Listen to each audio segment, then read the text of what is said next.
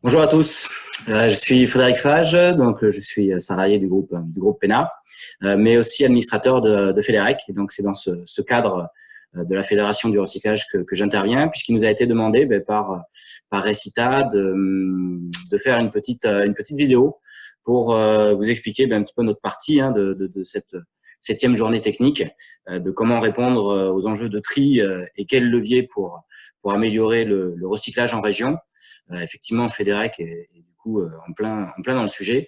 Et donc, je vais tenter, par cette petite vidéo, de vous apporter des éléments afin de pouvoir répondre ou du moins d'avancer dans cette question. Parce que c'est une question qui n'est pas simple. Vous le savez tous, hein, vous êtes quand même, il y a beaucoup de professionnels parmi vous ou de personnes impliquées dans la vie du recyclage ou de la croissance verte, on va dire, sur la région. Donc, je vais essayer de vous apporter des éléments pour avancer sur cette question. Alors, avant ça, je vous ai fait une petite présentation pour quand même que vous puissiez suivre en même temps que je parle. Donc, on est là, bien sûr, attendez, hop, ça se lance. Voilà. On est là, bien sûr, donc pour tenter de répondre à cette question-là. Juste que vous sachiez un petit peu qui on est, qui je suis. Donc, moi, je suis Frédéric Fage. Je suis salarié depuis 17 ans dans le groupe PENA. Je suis directeur général délégué d'une entreprise du groupe. Aujourd'hui, on est une ETI d'à peu près 200 personnes, une ETI régionale. On a une dizaine de sites. Et ce qui est surtout intéressant, en fait, c'est que on est producteur de matières premières issues du recyclage. Donc, le recyclage, c'est ça. Hein. Aujourd'hui, on produit, nous, sur notre entreprise, 240 000 tonnes de matières premières. Et donc, ils vont repartir dans l'industrie, dans l'agriculture, dans les travaux publics, dans le bâtiment, pour pouvoir en fait être réutilisés comme nouvelle matière première. Donc, on est un recycleur engagé. On participe beaucoup à faire en sorte que le recyclage vive, progresse, se développe dans notre région et au niveau même national. Donc, pour ça, bien sûr, on a plusieurs réseaux, alors des réseaux professionnels comme Praxi ou qui est notre réseau national, ou Soltena, qui est plus le réseau régional, les fédérations, bien sûr, dans lesquelles on est impliqué, des centres de formation, comme le CJD ou l'APM, qui sont plus pour de la formation interne. Et puis, un sujet qui est qu'en fait, on a fait coter le montant du chiffre d'affaires qui restait, en fait, on fait 64 millions d'euros de chiffre d'affaires. Et on a 70%, donc c'est la petite cotation de Biome que vous voyez, qui reste sur le territoire. C'est quelque chose d'important aujourd'hui de se rendre compte, en fait, de l'impact sur un territoire d'une entreprise de recyclage. Comme la nôtre ou comme les autres, des adhérents de Fédérec, qui en fait ont des pourcentages importants de cotation. Et donc, nous, on a 45 millions d'euros de par notre activité, de par l'existence du groupe PENA, qui reste sur le territoire de Nouvelle-Aquitaine pour faire vivre nos salariés, nos fournisseurs, les impôts que l'on paye, enfin l'ensemble des transferts financiers qui restent sur le territoire. Donc, le plus important, là, c'est pas tant le groupe PENA, c'est surtout notre implication dans la fédération, qui est Fédérec, donc la Fédération des entreprises du recyclage. Donc, Fédérec, c'est quoi? Vous en avez tous, je pense, entendu parler. Je vais vous faire juste quelques petits rappels. Et puis, pour ceux qui ne connaissent pas, c'est l'occasion. Donc, c'est déjà une fédération nationale avec 1000 entreprises, à peu près 2000 sites, donc répartis sur le territoire, à peu près 29 000 salariés, donc on a quand même une représentation qui est importante. Des CDI pour beaucoup, 85% de CDI, ce sont des emplois non délocalisables qu'on a chez nous. Le travail de Fédérec, c'est quoi? Le travail de Fédérec, c'est de représenter, de promouvoir nos métiers, bien sûr, auprès des instances publiques diverses et variées, que ce soit pour des questions réglementaires, que ce soit pour des questions fiscales, que ce soit pour des questions d'évolution, d'aller dans le bon sens par rapport au recyclage. C'est de fédérer aussi notre métier et nos différents adhérents pour qu'on puisse tous progresser en fait dans ce but du recyclage, de les accompagner sur différents sujets, sur des modifications, sur des difficultés qu'il peut y avoir, sur des bonnes pratiques aussi que l'on peut faire dans les entreprises. Et puis aussi, bien sûr, comme beaucoup de fédérations, négocier la convention collective, donc la partie sociale de nos activités. Donc ça, c'était la partie nationale et puis les grandes missions de Fédérec. Après, sur la partie Nouvelle-Aquitaine, qui nous intéresse un petit peu plus aujourd'hui. Donc aujourd'hui, sur Nouvelle-Aquitaine, chez Fédérec, nous sommes 111 entreprises pour 221 sites, donc répartis sur l'ensemble du territoire. On a une proportion assez importante de petites entreprises, 72%, pour à peu près 3000 salariés. Donc, c'est bien dans ce cadre-là d'expérience en fait du recyclage et de l'industrie du recyclage que l'on représente, que nous intervenons. Et je vais essayer de vous donner des éléments concrets. Alors, je voulais juste revenir aussi quand même sur une base. On parle beaucoup recyclage un petit peu partout, mais c'est quoi le recyclage en fait?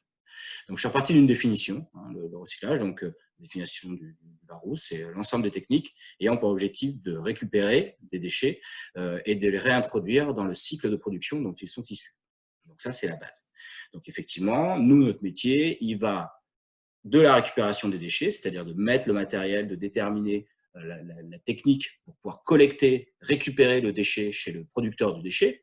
Donc, il peut être une collectivité, une activité économique, diverses et variées, de le transporter, ce déchet, jusqu'à nos entreprises. Donc, de massifier, en fait, l'ensemble des flux qui sont très, très diffus. Alors, des fois, il y a des gros flux à un seul endroit, mais on a quand même une diffusion de production de déchets qui est importante. Donc, on a un vrai rôle de massification. On va préparer ces déchets. Derrière ce terme de préparer, il y a beaucoup de choses. Il y a toute notre industrie qui, avec beaucoup de machinistes et de la technologie de plus en plus à la pointe pour pouvoir nous aider à trier et à préparer ces déchets. Ça va être du tri, ça va être du broyage, ça va être de la granulation, ça va être des tri aéroliques, ça va être des tri par magnétisme, par courant de Foucault. Enfin, il y a toute une technologie et une industrie qui nous accompagne pour pouvoir préparer ce déchet afin, je vous l'ai déjà dit un petit peu tout à l'heure, de créer une nouvelle matière première. Et c'est ça l'important. C'est qu'en fait, nous, on va prendre les déchets chez les producteurs, les transporter, le tout de la manière la plus optimisée possible, bien sûr, à chaque fois, et préparer une nouvelle matière première pour en fait la réintroduire dans une production industrielle. Ou dans l'agriculture, pour les déchets organiques, par exemple. Ou dans les travaux publics ou les bâtiments, pour tout ce qui est déchets inertes du bâtiment. Donc, il y a en fait vraiment d'être producteur de matières premières pour réintroduire des masses importantes de déchets qui sont produits aujourd'hui en termes de production, donc de les préparer, de les réintroduire dans le process industriel. Donc ça, le recyclage, c'est ça. Donc comment le recyclage s'inscrit en fait dans cette économie? On a l'économie circulaire qui est assez proche de nos métiers, même si ça veut dire aussi bien d'autres choses, l'économie circulaire. Mais en fait, l'économie linéaire, c'est quoi? C'est d'extraire de la matière première du sol. On nous a fait un petit schéma pour que c'est un peu plus simple à comprendre. On extrait la matière première du sol, on produit un bien par l'industrie, un bien de consommation qui est consommé par nous tous, que ce soit professionnel ou particulier. On consomme ce bien.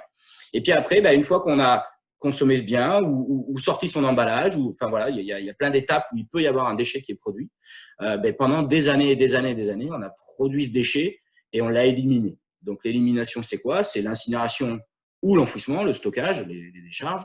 Et donc c'est, si vous voulez, on vient juste avant cette étape-là, pour pouvoir en fait réintroduire, comme je disais tout à l'heure, préparer, retravailler, collecter, massifier le déchet pour pouvoir en fait le réinjecter comme matière première pour reproduire des biens de consommation. Donc le recyclage, il est là. C'est ce qui fait notre boucle à nous de notre économie, circulaire. Donc par rapport à ça, l'intérêt, hormis de ne pas éliminer des déchets, c'est quoi? Les bénéfices en fait du recyclage sont multiples. Ils sont multiples. On a des bénéfices environnementaux, bien sûr, de par en fait, on a fait chiffrer grâce à des méthodes de l'ADEME les économies de production de CO2 que l'on faisait par le fait d'utiliser des matières premières issues du recyclage évite en fait la production de CO2 qui aurait été produite lors de la production de ces matières sur le système de l'économie linéaire. C'est-à-dire qu'aujourd'hui, au niveau national, l'ensemble du recyclage qui est fait évite la production de 21 millions de tonnes de CO2. Ce qui, alors, 21 millions de tonnes, ça veut dire quoi? C'est quand même 100% du parc aérien français en termes de production de CO2, d'émissions de CO2. 18% du parc automobile, donc c'est quand même pas rien, c'est des chiffres significatifs. Et à côté de ça, il y a aussi, du coup, on a chiffré de la même manière, l'économie d'énergie. En fait, il y a besoin de moins d'énergie pour consommer une matière première issue du recyclage qu'une matière première issue de l'économie linéaire. Et donc, du coup, on l'a calculé aussi par rapport aux tonnes qui sont recyclées aujourd'hui. Et on fait économiser 113 TWh, pardon, donc qui sont évités, en fait. C'est une énergie qui n'a pas été consommée. Ça représente 16 réacteurs nucléaires, donc ce qui est quand même pas rien, c'est 100% du parc éolien français aussi. Donc, on a quand même deux gros bénéfices environnementaux qui sont de limiter la production de CO2 et de limiter la consommation d'énergie. Donc, on a ramené ces chiffres au niveau régional, à Nouvelle-Aquitaine, ce qu'on était capable de faire, ce qui représente en Nouvelle-Aquitaine une économie par rapport aux tonnes recyclées en Nouvelle-Aquitaine de 1,5 million de tonnes de CO2. Donc, c'est des chiffres de 2018, ce qui équivaut à peu près à 600 000 véhicules. Et puis, en termes d'énergie, on est à 8,2 TWh, donc ce qui représente à peu près quand même 1,92 million de ménages français. Enfin, la consommation électrique de 1,12 million de ménages français qu'on a économisé, sachant qu'on est à peu près un petit peu moins de 3 millions en Nouvelle-Aquitaine. Et puis, après, il y a la base. Donc là, on a fait une économie d'énergie, d'accord. On a fait une économie de production de CO2. Enfin, on a évité la production de CO2, ce qui est quand même bien pour les gaz à effet de serre et puis les effets climatiques. Mais on a surtout économisé des ressources naturelles. Et c'est aussi ça, forcément, qui est important. Et notamment des ressources naturelles non renouvelables, notamment côté énergétique. Donc, le sens de tout ça, c'est quoi? Le sens du recyclage, en fait.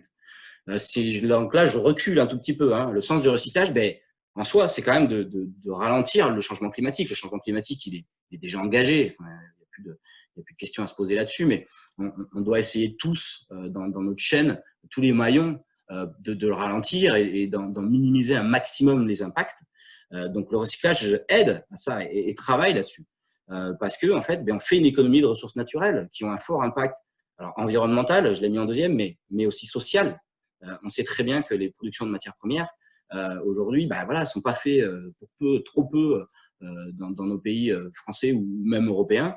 C'est plutôt à l'étranger et à quel prix? On a un prix social et un prix environnemental qui est très important. Donc, il faut qu'on puisse en fait économiser ces matières pour diminuer en fait cet impact-là. Il faudrait le changer, cet impact, bien sûr. Mais déjà, on peut le diminuer à notre niveau, alors que c'est déjà peut-être plus difficile de pouvoir le changer à notre niveau. On a une préservation de la biodiversité, donc qui joue avec les changements climatiques. Il est essentiel de préserver la biodiversité pour vraiment pouvoir garder en fait une harmonie avec nos écosystèmes. Nous avons des chamboulements aujourd'hui qui sont trop rapides pour la nature, pour la biodiversité. Le chamboulement climatique, il va trop vite et les espèces ont vraiment du mal à s'adapter. Et c'est dommage parce qu'en fait, effectivement, on perd beaucoup d'espèces. Donc, il faut qu'on arrive à ralentir ces changements climatiques qui préserveront du coup et qui aideront à cette préservation de la biodiversité. Et tout ça, pourquoi en fait? Tout ça, c'est le sens global. Il est quand même de pouvoir garantir aux générations qui vont suivre une vie meilleure, tout autant comme nous, on a pu l'avoir ou comme nos parents ou arrière-grands-parents ont pu l'avoir. Et l'idée fondamentale, elle est quand même là. Elle est qu'on puisse préserver notre milieu, la planète, tout l'écosystème, que ce soit le vivant ou le minéral, pour pouvoir en fait garantir aux générations futures et de beaucoup de générations futures une vie meilleure. Bon, là, je suis parti un petit peu plus haut. Je vais revenir plus proche de nous en Nouvelle-Aquitaine et puis vraiment sur notre thème du coup du recyclage d'aujourd'hui. Donc, il y a deux gros producteurs, on va dire, dans la partie recyclage qui sont concernés. Il y a les déchets ménagers, mais vous avez le webinaire qui est juste après. Donc, je laisserai mes collègues parler de ça. Et puis, vous avez pas mal de chiffres de la REC là-dessus. Moi, je vais plus me concentrer sur les déchets d'activité économique, donc les DAE, qui en fait aujourd'hui en Nouvelle-Aquitaine représentent à peu près 9 millions de tonnes qui sont collectées dans nos entreprises. Et on arrive à en recycler 3,5 à 4 millions de tonnes. Hors déchets inertes qui partent en remblai de carrière, où on ne considère pas ça dans les chiffres du recyclage. Donc, il y a des filières, il y a des secteurs qui vont être mieux que d'autres. Dans les secteurs où on a un bon ratio entre le taux de collecte et le taux de recyclage, on a les déchets organiques, on a le bois, on a le verre, on a les métaux, on a tout ce qui est fibreux, donc c'est les papiers cartons. Donc là-dessus, on a entre le taux de collecte et le taux de recyclage, on a des ratios qui sont très forts. Il y a assez peu de pertes entre les deux. Il y a des secteurs où c'est un peu plus difficile. Des secteurs du bâtiment où effectivement le tri est plus compliqué, donc on a plus de mal, les déchets arrivent mélangés on a plus de mal à pouvoir les trier, mais qui est aussi dû à la diversité en fait des natures de déchets. On a beaucoup de natures de déchets différentes dans les déchets du bâtiment. On a des mélanges qui sont souvent intimes parce que pas beaucoup de place, donc pouvoir faire le tri à la source, c'est difficile. Voilà, il y a pas, si c'est compliqué, c'est pas pour rien. Hein. On a beaucoup de fines dans ce type d'activité-là. La fine, c'est vraiment tout ce qui va être fin, donc un peu les inertes, les plâtreux, les différents matériaux. Donc, c'est vrai que tout se mélange, plus le mélange est intime et plus c'est difficile en fait de trier, et donc moins le taux entre collecte et puis recyclage va être bon. Après, on a les CHR, les cafés, hôtels, restaurants, où là, on a quand même des gros problèmes de place.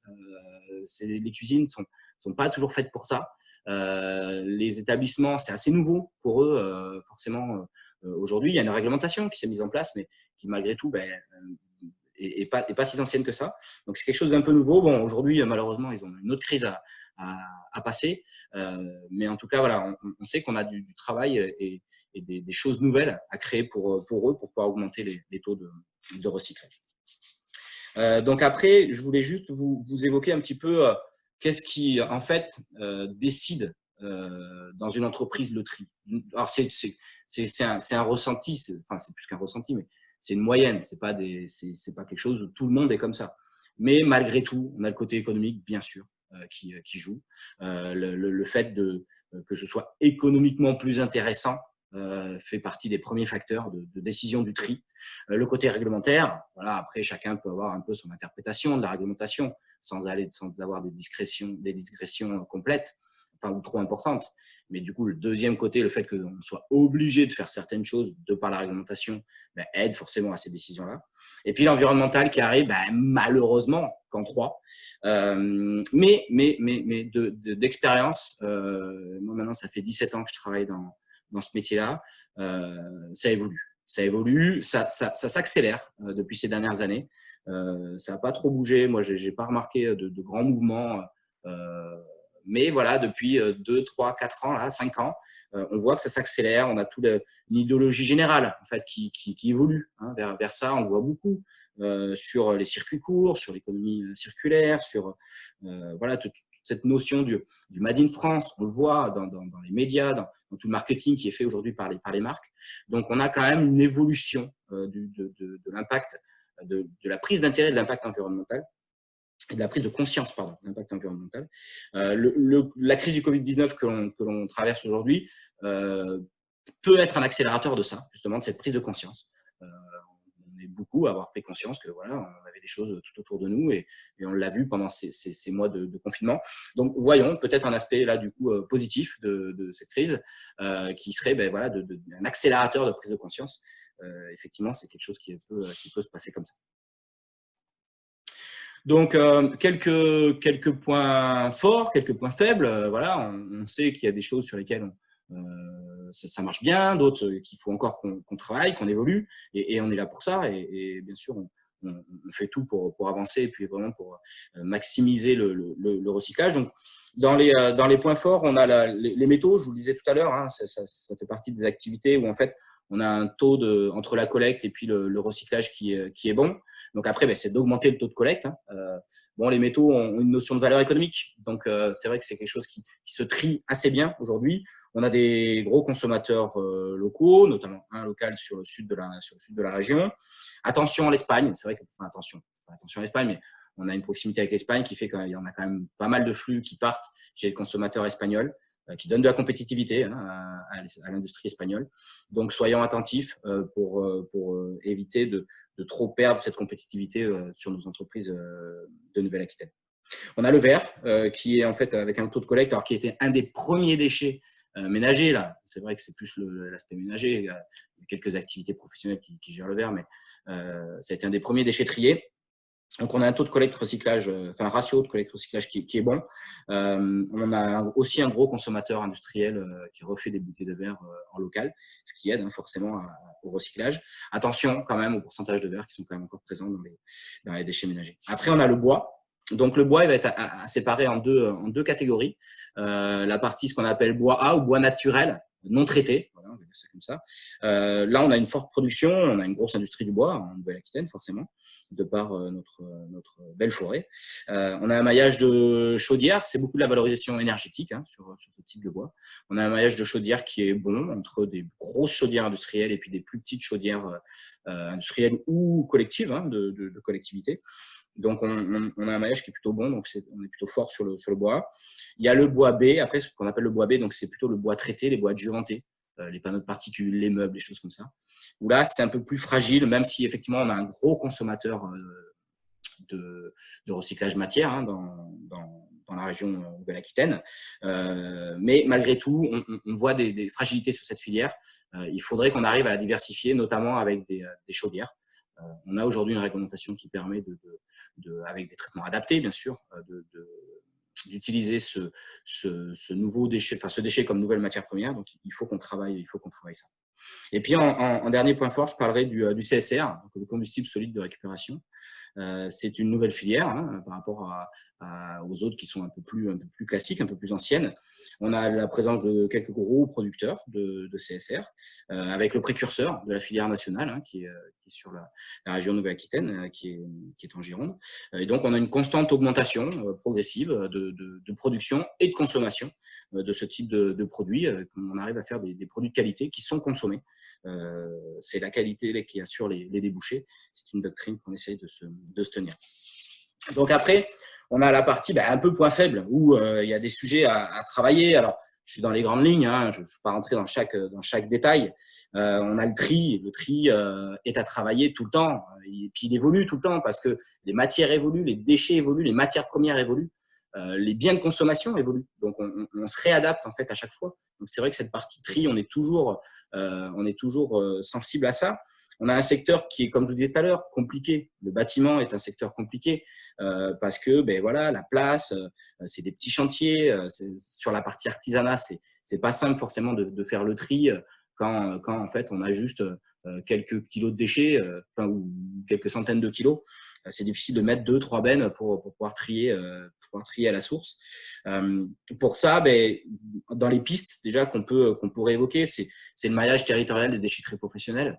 Donc, il faut qu'en fait, on puisse avoir un maillage, nous, recycleurs, professionnels du déchet, d'installation de déchetterie professionnelle pour qu'on puisse réceptionner et massifier, comme je vous disais tout à l'heure, ces petits flux et que nous, derrière, on puisse les trier.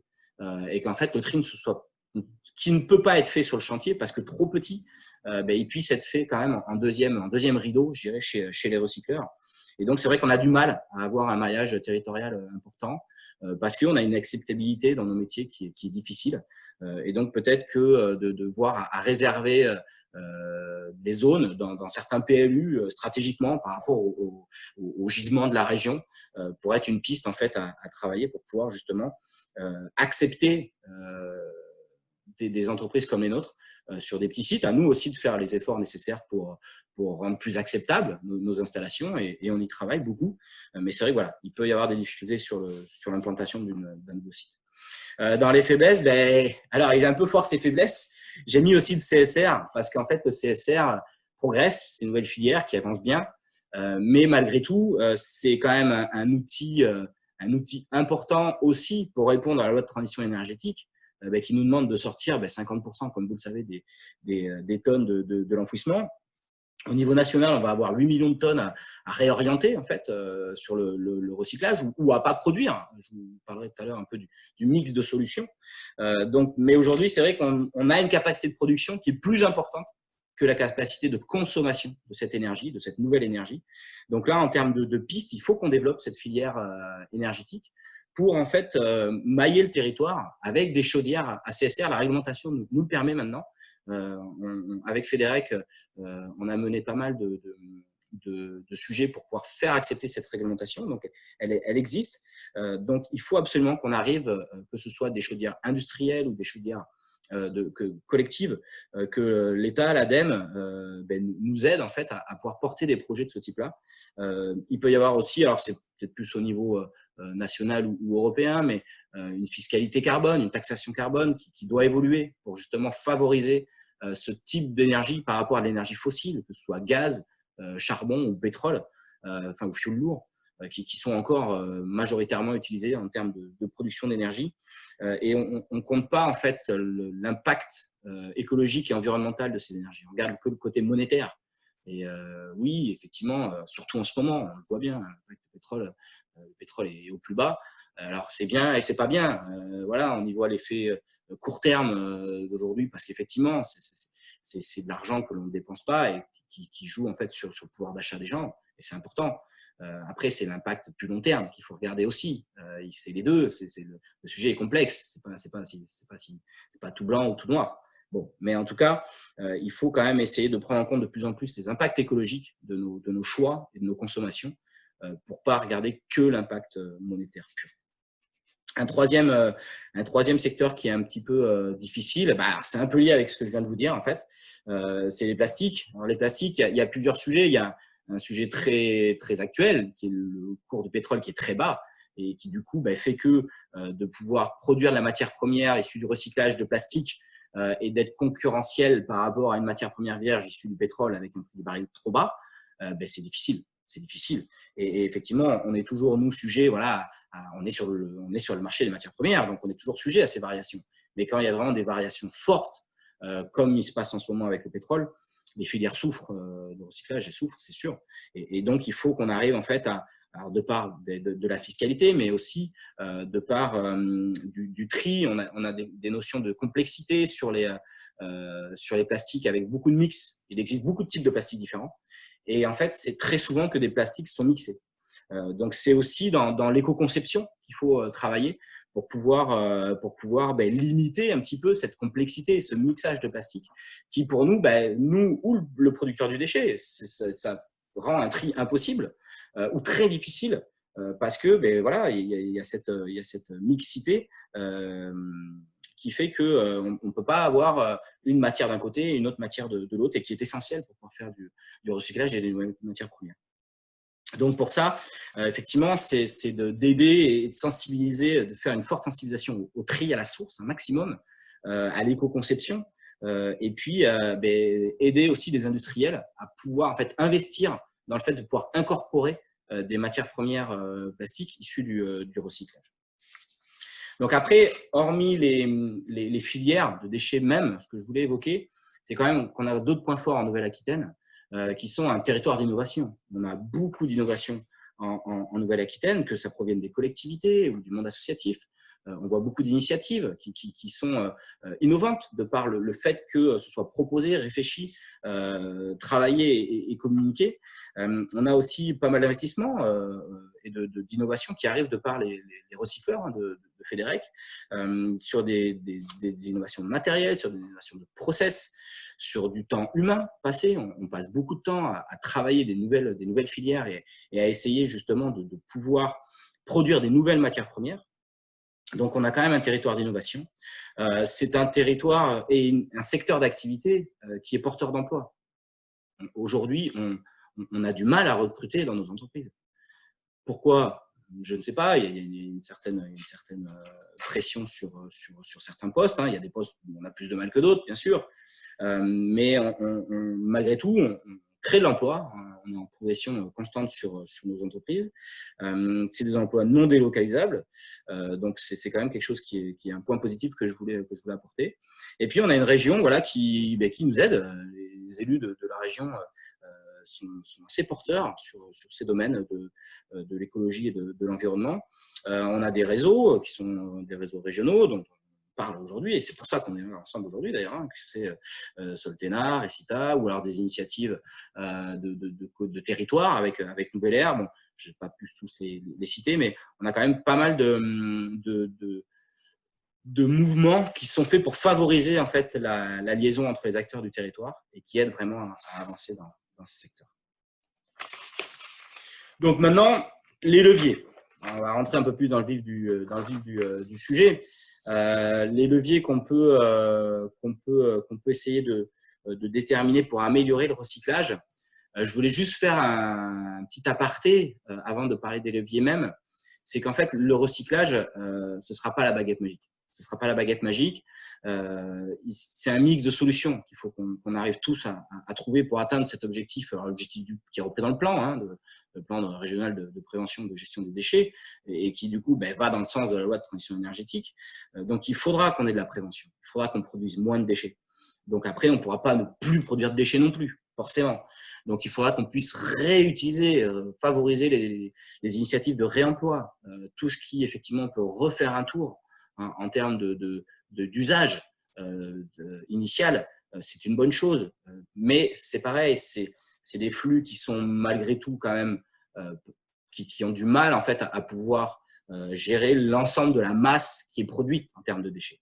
Donc ça ne suffira pas. Il faut aussi de l'éco-conception. Je vous l'ai dit à quelques reprises dans mes propos. La production, enfin la réflexion sur les biens de consommation ou les emballages doivent tenir compte d'éco-conception pour la recyclabilité du déchet, enfin quand il deviendra déchet, mais pas juste que oui, c'est 100% recyclable.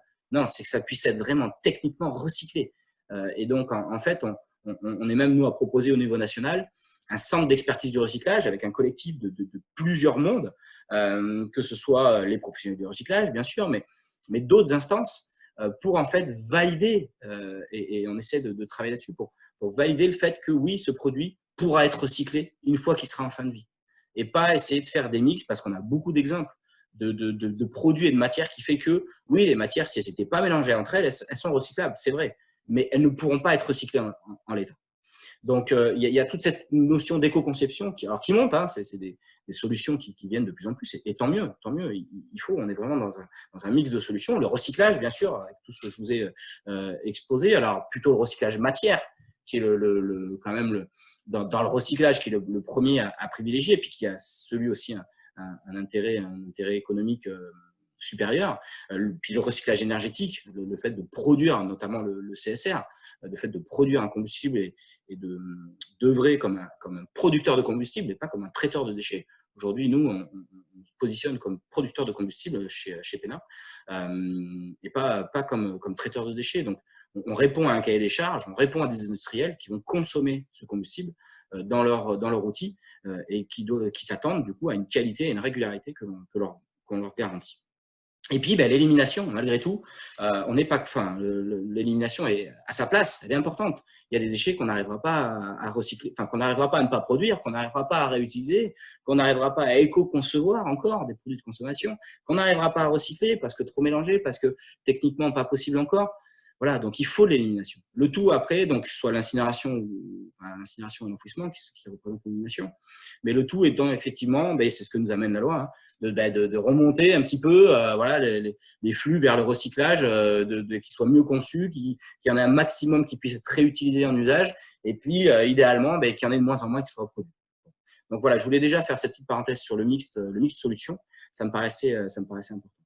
Après, sur les leviers du tri, on en a un peu parlé. Alors, je vais synthétiser un petit peu tout ce que je vous ai dit. C'est sur les déchets du bâtiment. Effectivement, il faut sensibiliser au tri à la source. Les donneurs d'ordre ont leur rôle à jouer là-dedans, que ce soit public ou privé. Les donneurs d'ordre décident en fait du cahier des charges de leur consultation, de leurs appels d'offres. Donc, il est bien qu'en fait, ils puissent en fait œuvrer à mentionner le tri à la source obligatoire.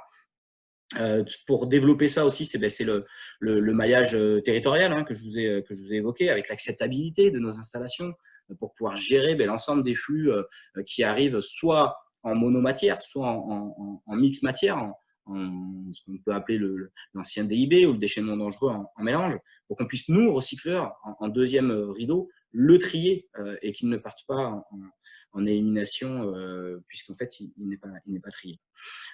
Pour en fait augmenter le taux de recyclage, le tri à la source est quand même quelque chose qui est le mieux. Parce qu'en fait, même si nous, derrière, on retrie, on a quand même toujours des tout petits, des bouts, des flux. Le ratio entre taux de collecte et taux de recyclage sera toujours mieux avec un tri à la source qu'un tri fait chez un recycleur.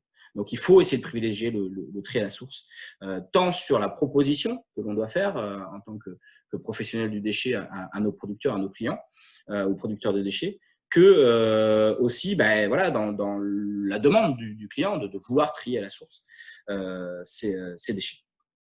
Après, sur nos métiers, nos activités, qu'est-ce qui peut être fait quels sont les leviers pour améliorer notre métier?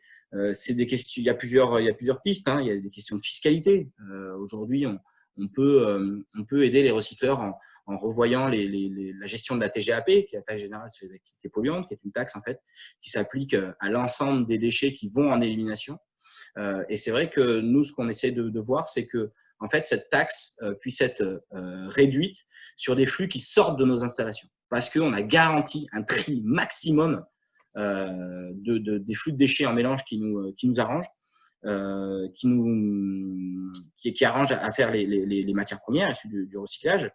Et donc, en fait, c'est de garantir vraiment que le déchet qui sort de nos installations est un déchet utile et qu'il n'y a plus rien à recycler dedans.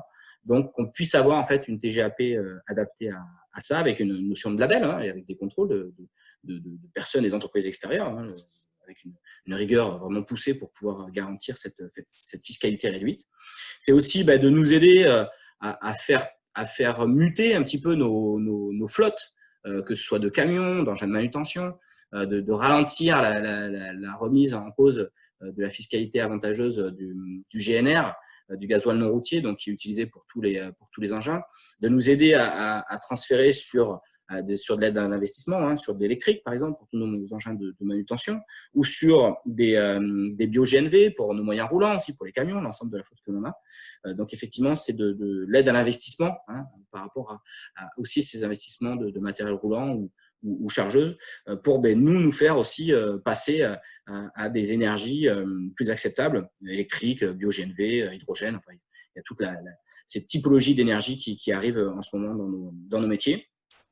Et donc, dans l'aide à l'investissement, c'est aussi sur le territoire, hein, les collectivités locales ont leur rôle à jouer, à aider en fait les professionnels du déchet pour le maillage territorial, bien sûr, comme je vous ai évoqué, comme les préfectures, par le biais des DREAL, doivent nous accompagner et nous aider sur ces démarches-là, parce qu'elles ont tout leur intérêt à ce que des entreprises qui connaissent, qui contrôlent, sérieuses viennent en fait s'implanter dans des territoires pour pouvoir gérer la partie.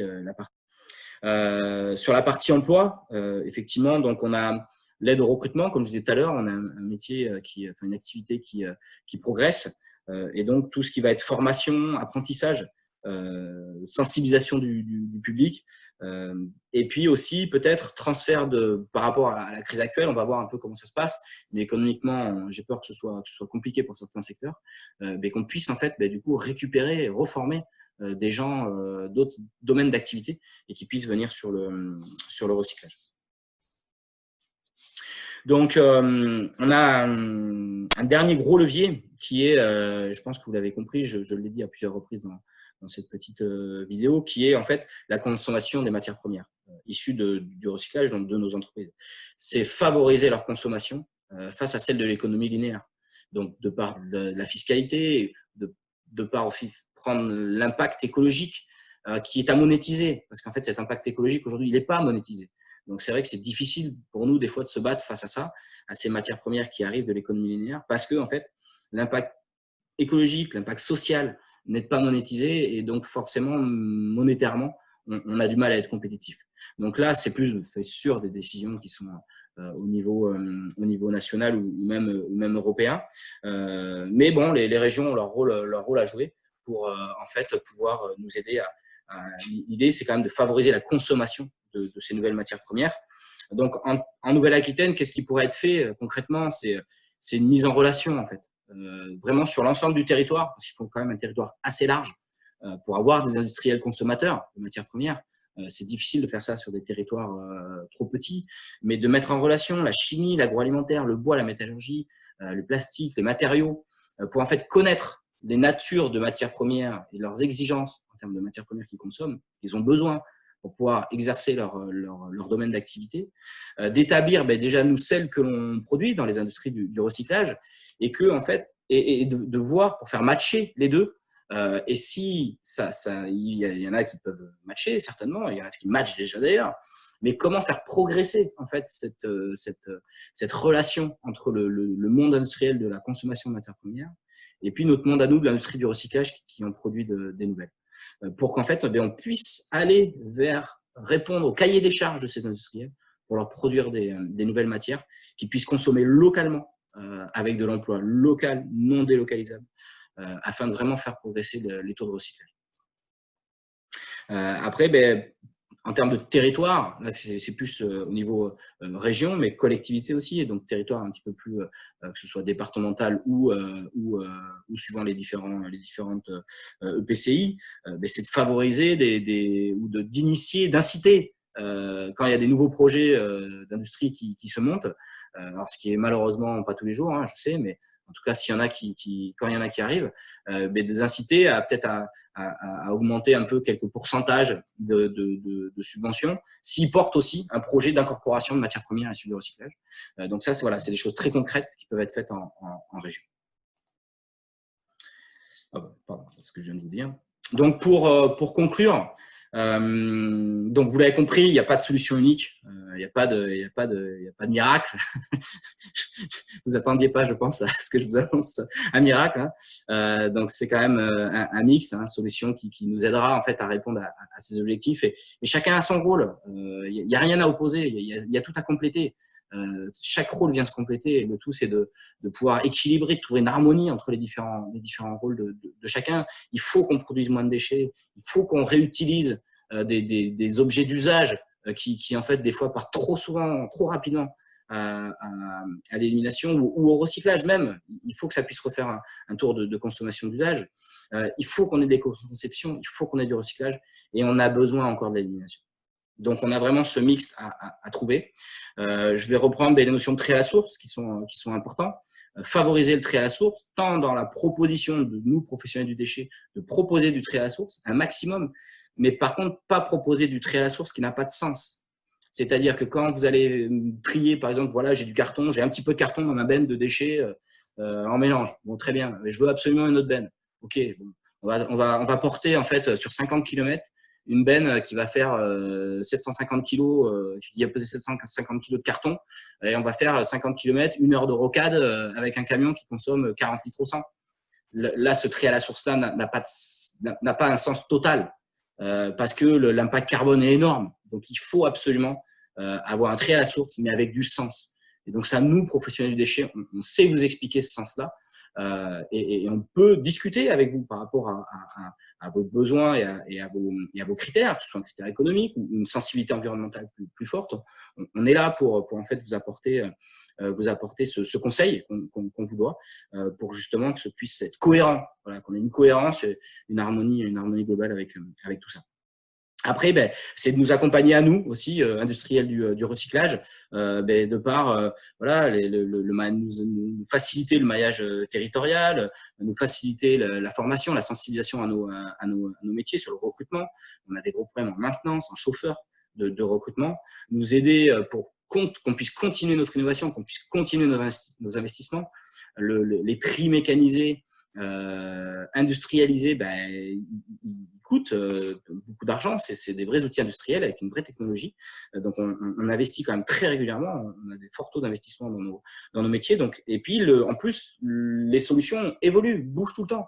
On a en fait des nouvelles natures de déchets qui arrivent. Donc, il faut qu'on trouve d'autres solutions pour vraiment toujours maintenir un recyclage maximum par rapport à ça. Et donc, le territoire peut nous aider, les préfectures, par les DREAL, peuvent nous aider également à nous accompagner dans le fait de déjà pouvoir préserver nos installations et les rendre les plus performantes possibles. Et puis aussi dans l'évolution de nos installations, dans l'extension, sur des extensions ICPE, sur des extensions de tonnage.